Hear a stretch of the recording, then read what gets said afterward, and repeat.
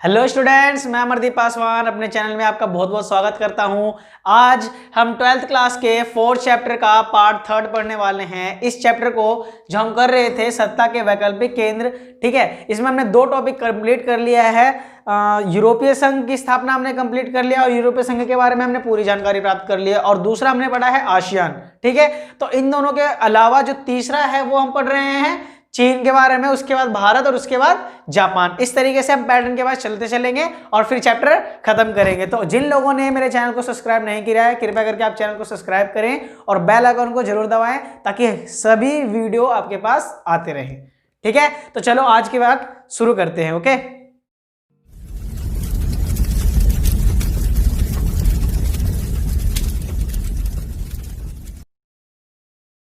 तो आज की बात में यहां पे चीन की स्थापना कर रहे हैं। ध्यान रखना, हमारा देश कब आजाद हुआ था? इंडिया 1947 में, ठीक है।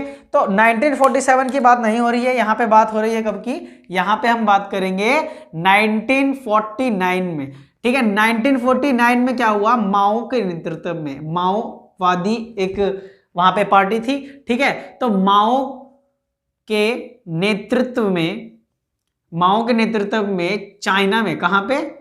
चाइना में साम्यवादी पार्टी की स्थापना होती है। किसकी स्थापना होती है? साम्यवादी की। साम्यवादी यानी कि साम्यवादी शासन की स्थापना हो गई है। साम्यवादी शासन की स्थापना हुई है। कब हुई है स्थापना? 1945 में। किसके नेतृत्व में? माओ के नेतृत्व में। इतनी बात क्लियर है। जब इनका नेतृत्व, अब देखो ये साम्यवादी मॉडल है। साम्यवादी मॉडल किसके ऊपर आधारित है? यूएसएसआर यानी कि सोवियत संघ के ऊपर आधारित है, ठीक है। सोवियत संघ तो था सबसे बड़ा साम्यवादी देश, ठीक है, सोवियत संघ।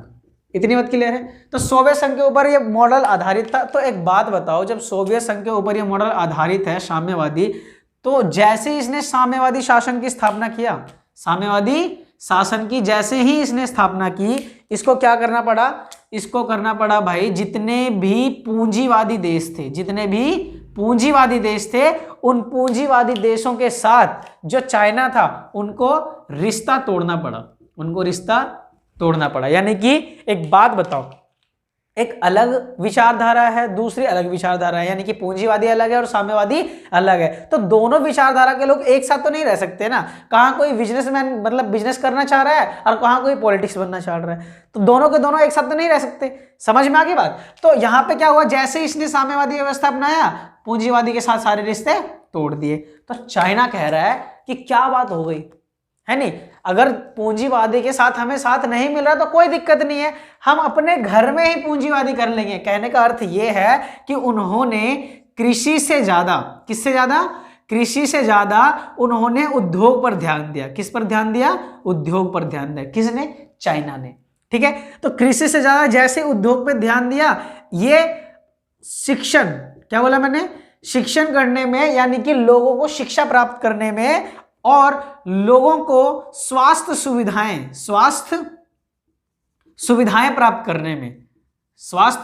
प्राप्त करने में चाइना जो है वो विकसित देशों से भी आगे निकल गया। ये कह रहे हैं कि जैसे ही इसने कृषि को हटा करके उद्योग पे लाया, लोगों को रोजगार मिलना शुरू हो गई, ठीक है, लोगों को रोजगार मिलनी शुरू हो गई। और जैसे ही रोजगार मिलने लगे, इसके बाद इसने क्या करा कि लोगों को शिक्षा और लोगों की स्वास्थ्य सुविधाएं का बहुत अच्छे तरीके से ख्याल रखा, बहुत ही ज्यादा अच्छे तरीके से ख्याल रखा।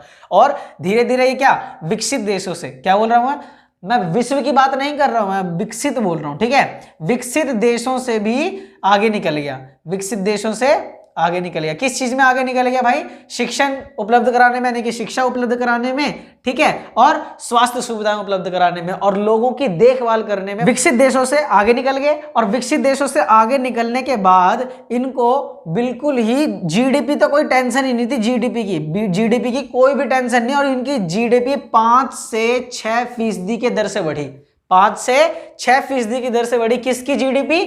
चाइना की जीडीपी, चीन की जीडीपी, ठीक है। लेकिन क्या बोला? लेकिन इनकी जीडीपी 5 से 6% की दर से तो बढ़ी, लेकिन वार्षिक दर से 2 से 3 दर वृद्धि, वार्षिक दर से बता रहा हूं मैं कि 2 से 3 दर से वार्षिक वृद्धि हुई। किस चीज की? जनसंख्या की। किसकी? जनसंख्या की। अब एक बात बताओ, इधर तुम पैसा कमा रहे हो, ठीक है, और इधर जनसंख्या बढ़ रही है। तो जिस तरीके से तुम पैसे कमा रहे हो भाई, उस तरीके से जनसंख्या बढ़ रही है, यानी कि खाने वाले बढ़ रहे हैं। तो जब खाने वाले बढ़ रहे हैं तो पैसे का कहां लाभ हो पाएगा, और इसी वजह से इसको क्या हुआ, नुकसान पहुंच गया। ठीक है, किसको नुकसान पहुंचा, चाइना को नुकसान पहुंचा। और जैसे ही इसको नुकसान पहुंचा, थोड़ा सा हानि उठाने पड़नी शुरू हो गई, और उसके बाद जो चाइना ने सुधार किया वो धीरे धीरे धीरे धीरे डेवलप ही करता चला गया, और अभी तक डेवलप ही हो रहा है। यानी कि अब वो विकसित देशों में नाम आने लग गया उसका, किसका, चाइना का। ठीक है, तो ये क्वेश्चन जो है चीन की स्थापना यहाँ पे तो हमारा कंप्लीट होता है। और इसके बाद जो इसने खामियाजा भुगता जनसंख्या बढ़ने के बाद, उसके बाद उसने क्या सुधार करे हम वो पढ़ने जा रहे हैं। ठीक है, आओ। हाँ तो दोस्तों, अगला जो क्वेश्चन है वो है चीन अर्थव्यवस्था के उत्थान यानी कि सुधार। जो इतना ज्यादा जब उसको घाटा हो गया जनसंख्या में वृद्धि से, तो उसको कुछ तो सुधार करना चाहिए। तो पहले तो उन्होंने वन चाइल्ड पॉलिसी अपनाया कि जितने ही फैमिली मेंबर्स है उसके अंदर वन चाइल्ड पॉलिसी, यानी कि एक ही जो बेबी है वो पैदा करने की मतलब कानून बना दिया गया कि हर किसी घर में एक ही बच्चा पैदा होगा, उसके अलावा ज्यादा नहीं होगा। ये उन्होंने नीति बना दिया। लेकिन धीरे धीरे आगे चल करके इस नीति को खत्म करना पड़ा, क्योंकि इस नीति के तहत जो बूढ़ों की संख्या थी वो अधिक हो गई थी और जो जवान की संख्या वो कम हो गई थी। इसी वजह से वन चाइल्ड पॉलिसी को हटा दिया गया। तो उसको तो खैर छोड़ो, अभी जो अर्थव्यवस्था के लिए जो सुधार किया है उसके बारे में बात करते हैं। तो इसके अंदर देखो, सबसे पहला पॉइंट है कि जो चीन है उसने राजनीतिक एकांतवास को खत्म किया। खत्म कब किया, 1972 में। ठीक है, और यहां पे प्रधानमंत्री थे चीन के चाउ एन लाई। कौन थे, चाउ एन लाई। ठीक है, चाउ एन लाई उस टाइम के प्रधानमंत्री थे, और इस टाइम पे भी चाउ एन लाई ही प्रधानमंत्री थे। ठीक है, पीएम कौन थे, चाउ एन लाई। ठीक है, तो पहले हम इसकी बात करते हैं। राजनीतिक एकांतवास को खत्म करने से अर्थ यह है कि जो चाइना है उसने किसके साथ संबंध जोड़ा, किसके साथ हाथ मिलाया, किसके साथ हाथ मिलाया। तो पता है आपको किसके साथ मिलाया, यूएसए के साथ हाथ मिलाया। जो पहले निजीकरण था उसको जितनी सी भी बातें हो गई साम्यवादी को हटा करके, वो सारी बातों को भूल करके इसने क्या किया, अमेरिका से दोस्ती की, और अमेरिका ने भी पिछले सारी बातों को भूल करके अमेरिका ने चाइना के साथ दोस्ती की। फिर इनका क्या हुआ, व्यापार होना शुरू किया। बेसिकली जब राजनीतिक एकांतवास को खत्म किया तो चीन के जो नेताएं थे बहुत सारे, वो विदेशों में जाने लगे और यात्राएं करने लगे और दोस्ती करके व्यापार के हाथ बढ़ाने लगे। क्लियर है, ठीक है। तो यहां पे ये वाला पॉइंट कंप्लीट होता है। दूसरा पॉइंट हमारा क्या है, चीन अर्थव्यवस्था का आधुनिकीकरण। तो चीन अर्थव्यवस्था का आधुनिकीकरण कब हुआ, 1973 में। 1973 में क्या हुआ, चीनी अर्थव्यवस्था का आधुनिकीकरण, यानी कि वर्तमान समय में आधुनिक बना दिया। जो पुरानी अर्थव्यवस्था थी उसको आधुनिक बना दिया। किसने बनाया, चाउ एन लाई ने। ठीक है, चाउ एन लाई ने। ठीक है, चाउ एन लाई ने क्या किया, आधुनिकीकरण दिया।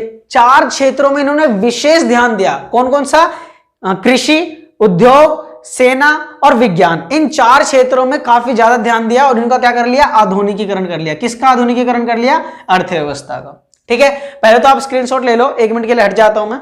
ठीक है, चलो। तो अब देखो तीसरा पॉइंट जो है वह है खुले द्वार की नीति। देखो पहले तो यहां पे इतना ही रखना है कि जब चाउ एन लाई है उन्होंने 4 क्षेत्रों में काफी विशेष ध्यान दिया और काफी ज्यादा उस पर कॉन्सेंट्रेट किया। किस पर, एक तो कृषि पर किया। ठीक है, यहां पे मैं लिख देता हूं, एक तो कृषि पे, दूसरा विज्ञान, तीसरा सैनिक, ठीक है, सैनिक, और चौथा संचार।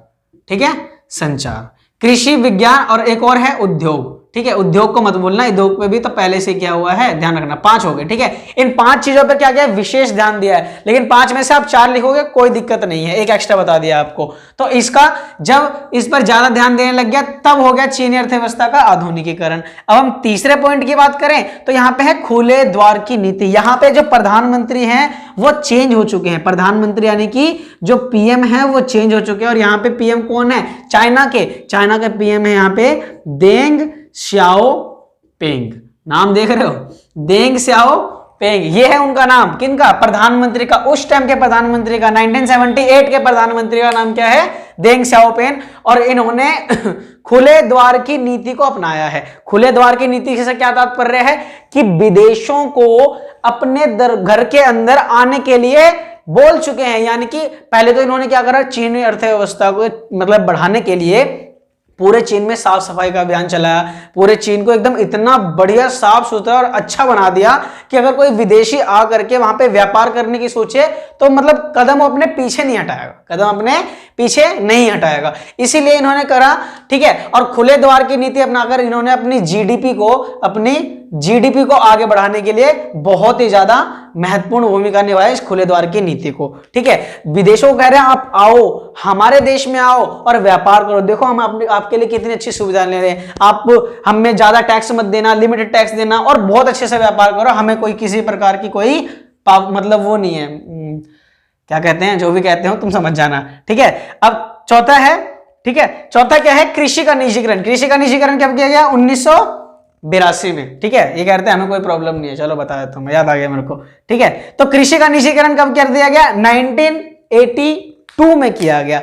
और 1982 में कब किया गया, देखो कृषि का निजीकरण। अब कृषि पहले जो चीन में हुआ करती थी वो होती थी सामूहिक खेती। क्या होती थी, ध्यान रखना, जो कृषि होता था, ठीक है, वो किस प्रकार से होती थी, वो होती थी सामूहिक। सामूहिक मतलब क्या होता है कि जिस प्रकार से मजदूर फैक्ट्री में काम करते हैं उसी प्रकार से जो लोग हैं जो मजदूरी करते थे कहां पे, खेती में, ठीक है, खेत में क्या करते थे, मजदूरी करते थे। तो इससे क्या होता था, जो कि पैदावार है, जो फसल की जो पैदावार है वो बढ़ती नहीं थी सही से, बढ़ती नहीं थी सही से, मतलब कमी देखी जाती थी, है ना। लेकिन जैसे ही कृषि का निजीकरण किया गया, जैसे ही कृषि का निजीकरण किया गया, इतनी तेजी से बढ़ी कि एकदम देंग स्याओ पेंग थे, ठीक है, वो एकदम अचंभित हो गए कि भाई ऐसा क्या हो गया, एकदम आश्चर्यजनक, ठीक है, इतनी ज्यादा तेजी से वृद्धि हुई। ऐसा क्यों, क्योंकि खेत यानी कि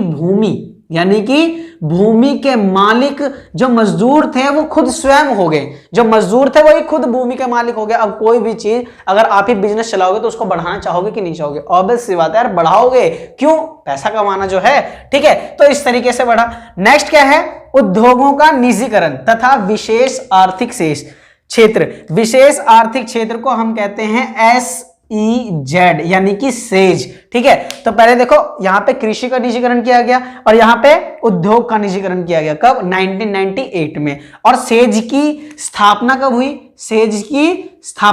1998 में। निजीकरण का अर्थ तो पता ही है कि उद्योगों का निजीकरण कर दिया, यानी कि जो पहले साम्यवादी सरकार में देखते नहीं, सारी चीजें उद्योगों चाहे कुछ भी सरकार के मतलब अंडर में होता है, लेकिन यहां पे निजीकरण किसका किया गया, उद्योगों का। अब लोग खुद चाहे तो मोमोज की रेडी लगा ले, लोग खुद चाहे तो चाउमीन की रेडी लगा ले, बात समझ आ रही है, निजीकरण कर दिया किसका, उद्योगों का, और अपने अपनी फैक्ट्रियां खोल ली। बिजनेस एक प्रकार का उद्योग होता है ना, अब कोई फैक्ट्री खोल लिया तो वो उद्योग बड़े स्तर पे कहला गया, लेकिन छोटे छोटे चीज भी होते हैं।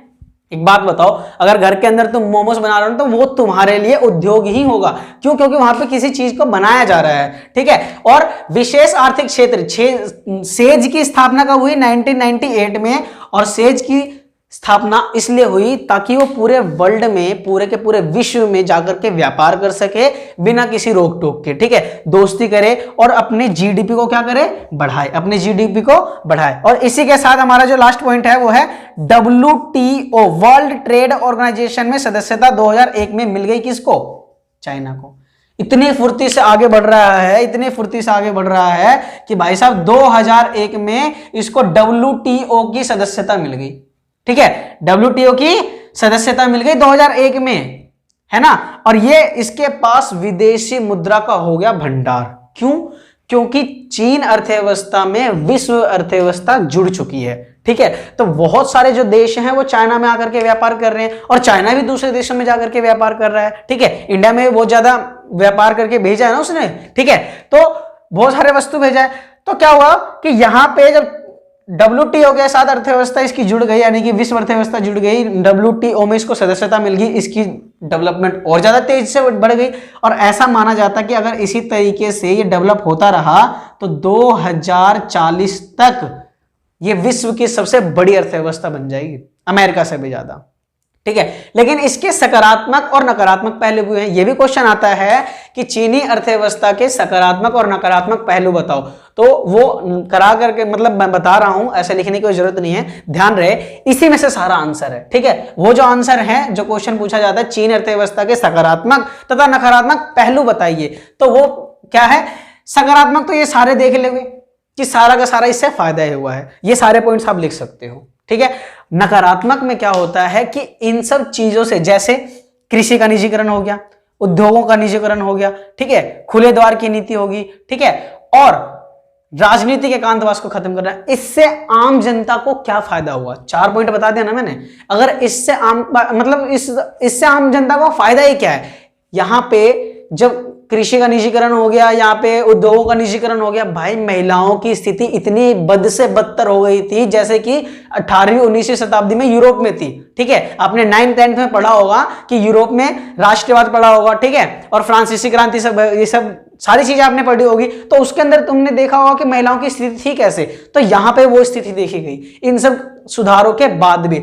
और यहां पे बेरोजगारी बढ़ गई, क्योंकि सबके सब अब अपने व्यवसाय खोल लेंगे, और जिनके पास पैसा नहीं होगा वो क्या करेंगे, क्या करेंगे भाई। ठीक है, तो इससे 10 करोड़ लोग क्या हो गए, बेरोजगार हो गए, 10 करोड़ लोग हो गए बेरोजगार। समझ आ रही है। तो यहां पे हमने नकारात्मक पहलू भी देखा है, और इसी के साथ हमारा ये वाला पार्ट भी, 3rd पार्ट कंप्लीट होता है। और अगले पार्ट में हम बात करेंगे भारत और चीन के बीच में संबंध क्या है। ठीक है, यानी कि नकारात्मक पहलू और सकारात्मक पहलू दोनों पढ़ेंगे। तो वीडियो पूरा देखने के लिए थैंक यू सो मच।